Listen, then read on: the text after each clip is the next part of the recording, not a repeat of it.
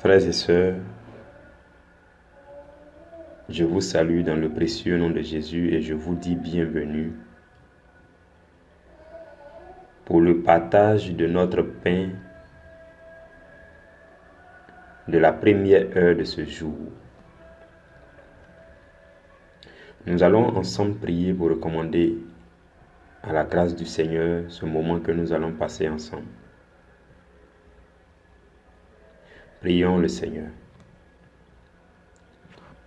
Dieu de l'univers, Dieu créateur de toutes choses, Dieu puissant et glorieux, Dieu omniprésent, omniscient. Je bénis ton précieux nom et je te glorifie.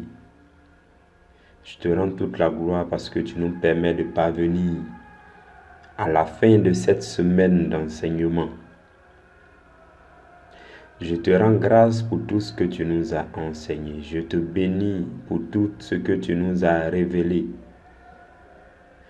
Je te dis merci pour ton amour infini et ta présence sans faille. Merci parce que tu es pour nous un soutien, un abri sûr, un rempart, un bouclier. Tu dis dans ta parole de remettre tous nos soucis, dans 1 Pierre chapitre 5, de remettre tous nos soucis à toi, de nous décharger sur toi, parce que c'est toi seul qui peux porter nos fardeaux. Et tu le fais excellemment, tu te soucies de nous, tu veilles sur nous, tu nous assistes, tu nous aimes. Tu nous protèges dans nos allées, dans nos venues. Tu veilles sur nous chaque jour et tu nous accordes la vie, tu nous accordes la santé. Merci Seigneur pour tout ce que tu nous accordes par le précieux nom de Jésus. Nous recommandons à ta grâce encore en ce matin et nous te confions ce moment de partage. Nous prions que tu viennes. Tu l'as dit dans ta parole, là où 2 ou 3 sont réunis en ton nom, tu es présent parmi eux. Et là, nous sommes réunis en esprit, au nom de Jésus-Christ. C'est pourquoi nous croyons que l'Esprit de Dieu est présent pour conduire ce moment.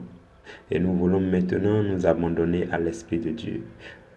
Seigneur, nous voulons disposer nos cœurs pour t'entendre, pour te recevoir. Communique-toi à nous, à chacun de nous, à nos cœurs essentiellement. Et donne-nous, Seigneur, de nous soumettre à ta parole, de l'accueillir avec douceur, parce que c'est justement cette parole qui peut sauver nos âmes. Accorde ta grâce à chacun de tes enfants qui écoutent ce message. Et fais-toi présent là où ils se trouvent en écoutant ce message. Et que toute la gloire te soit rendue au siècle des siècles. Amen. Le manteau d'humilité est la plus puissante arme défensive du chrétien. Mes frères bien-aimés dans le Seigneur, nous avons débuté ce nouveau mois d'août pour enseigner sur l'humilité. Et dès le premier jour, avant-hier, nous avons parlé de qu'est-ce que l'humilité et pourquoi l'humilité. Hier, nous avons essayé de parler un peu de l'orgueil qui se trouve à l'opposé de l'humilité et qui se trouve être l'arme la plus puissante de l'ennemi. L'état de rébellion le plus pire devant le Seigneur, c'est l'état d'orgueil. Aujourd'hui, nous allons prendre nos Bibles pour lire 1 Pierre chapitre 5, le verset 5. Nous lisons la deuxième phrase du verset 5. Je lis la parole du Seigneur. Et tous, dans vos rapports mutuels, revêtez-vous d'humilité, car Dieu résiste aux orgueilleux, mais il fait grâce aux humbles. Voici une recommandation que l'apôtre Pierre est en train de nous faire. L'apôtre Pierre faisait des recommandations aux églises.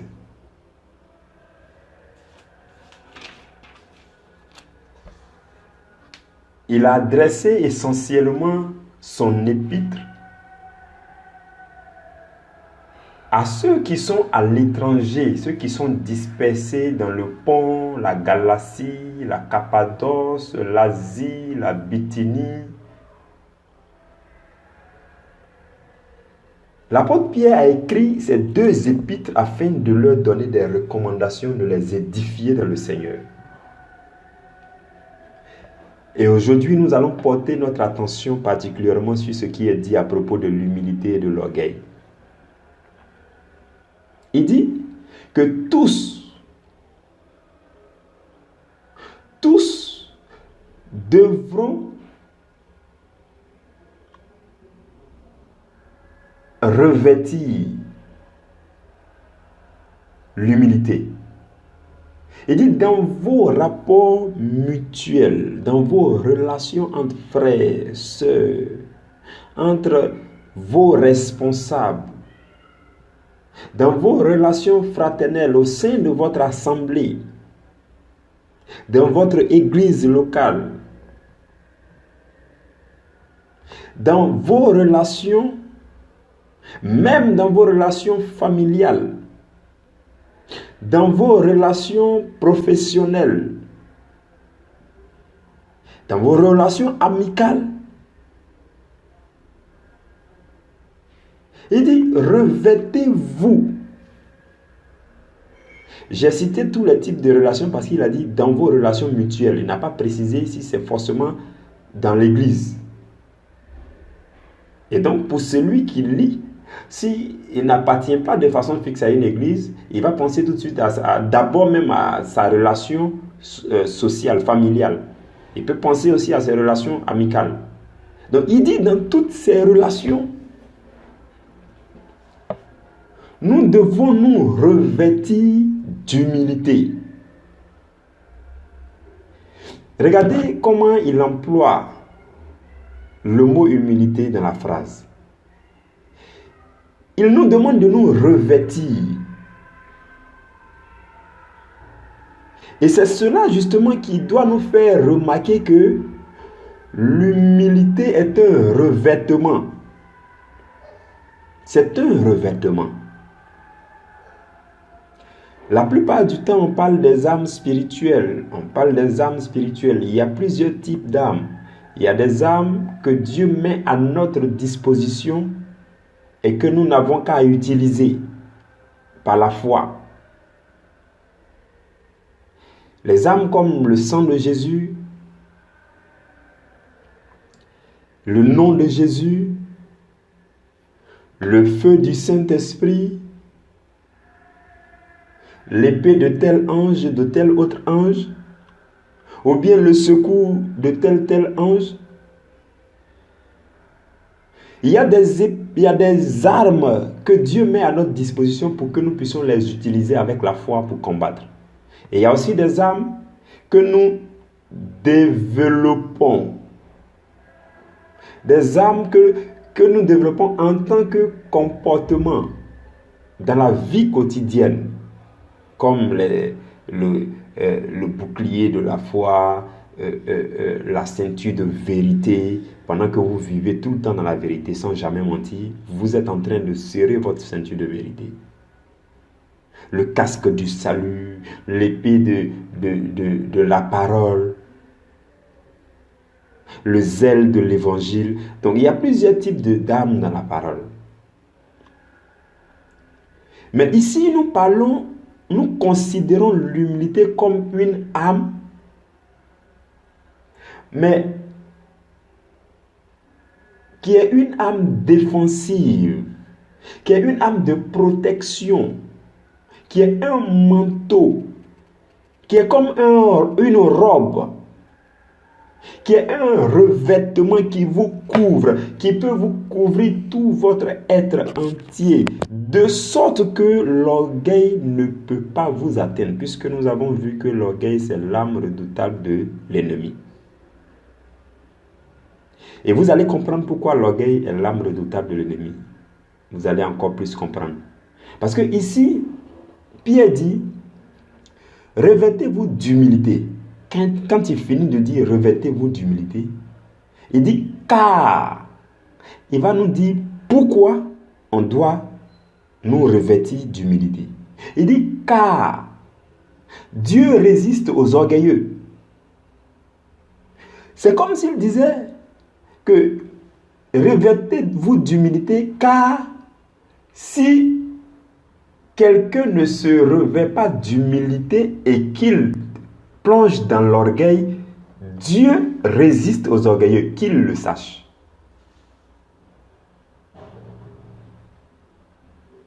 Satan a été orgueilleux dès le départ. Il s'est rébellé contre Dieu. Et le péché le plus grave qu'il a commis, c'était la rébellion. C'était son orgueil.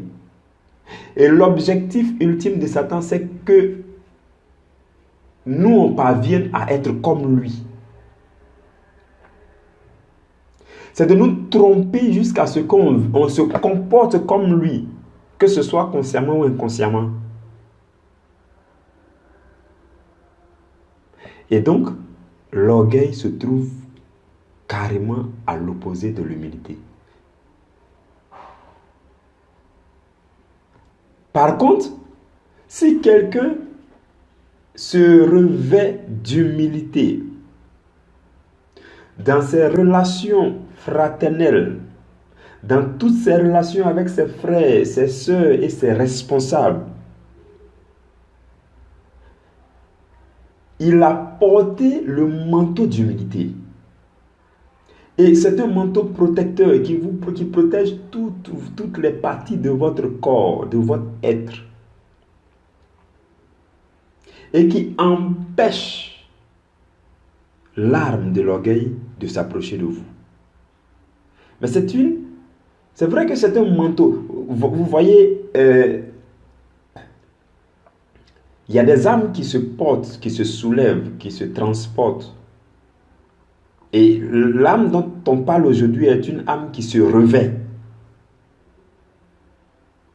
Lorsque vous êtes amené à porter votre habit, vous fournissez un minimum d'efforts pour vous revêtir de votre habit.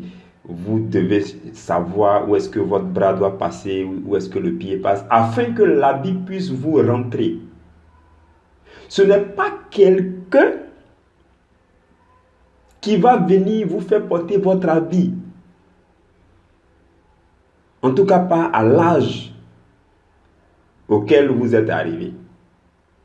Pas au niveau spirituel où vous êtes arrivé. C'est vous-même qui devez porter votre manteau. C'est vous qui devez développer la vertu d'humilité dans votre vie quotidienne.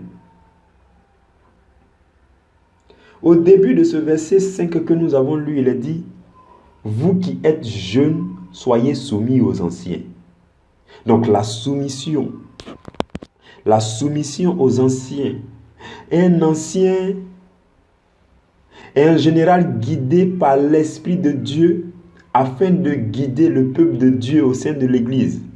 Et en vous soumettant à un ancien, vous êtes sûr que vous vous soumettez à l'Esprit de Dieu.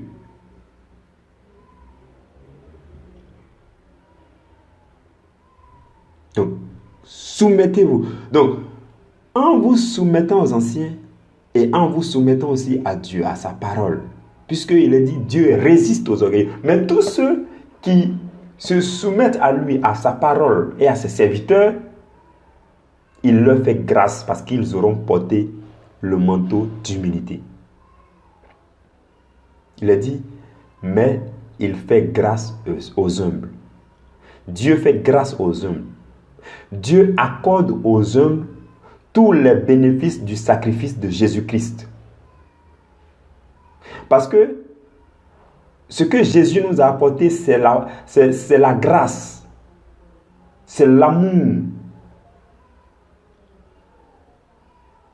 Et cette grâce-là, qui obtient pour nous toutes les bénédictions célestes dans les lieux élevés, cette grâce-là, Dieu nous l'accorde parce que nous avons revêti le manteau d'humilité. Frères et sœurs, nous aurons le temps chaque jour de ce mois d'aller de plus en plus en profondeur dans notre étude du mot humilité. Mais aujourd'hui, ce qu'il est important pour vous et pour moi de retenir, c'est que il n'y a aucune âme de l'ennemi,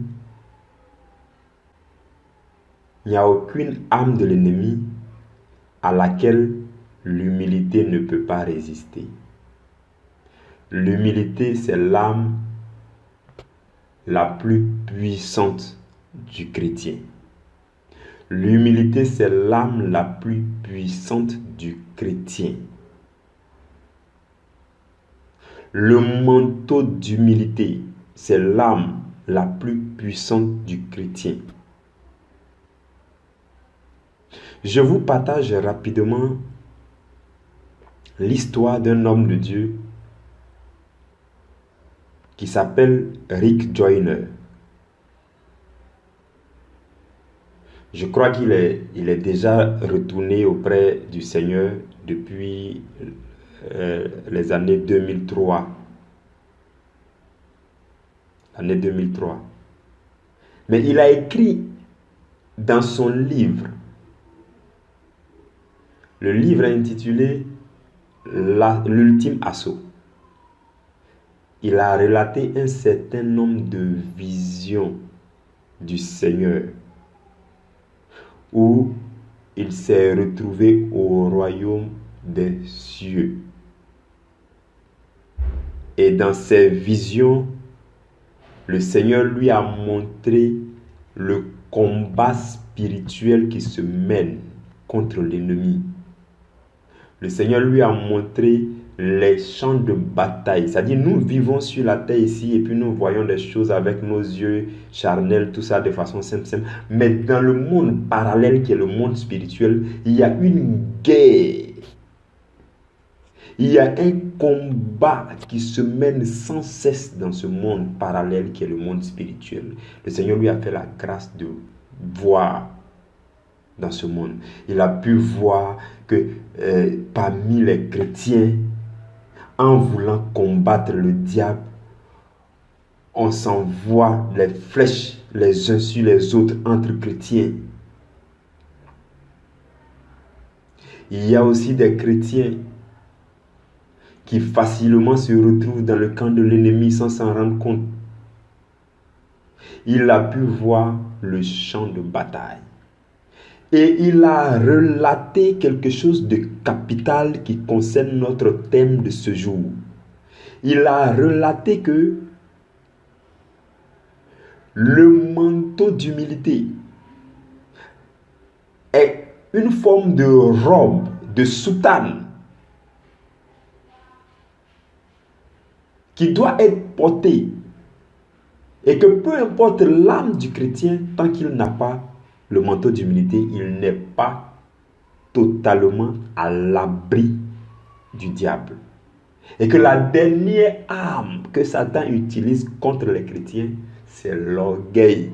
C'est-à-dire quand ça ne va pas, on dit le monsieur là, il est chrétien, il est pieux, il est ceci, cela, il est serviteur de Dieu, il prêche bien, il fait ceci, cela. La dernière arme que Satan envoie vers lui, c'est l'orgueil. Et la seule arme que Dieu a prévue contre l'orgueil, c'est le manteau d'humilité. Et il a pu voir, le Seigneur a pu lui montrer dans cette vision-là que le manteau d'humilité, l'humilité, l'abaissement devant la parole du Seigneur, la crainte de la parole du Seigneur, la soumission au Seigneur, l'obéissance radicale et continuelle à l'Esprit de Dieu, le développement d'une vie de sainteté pratique.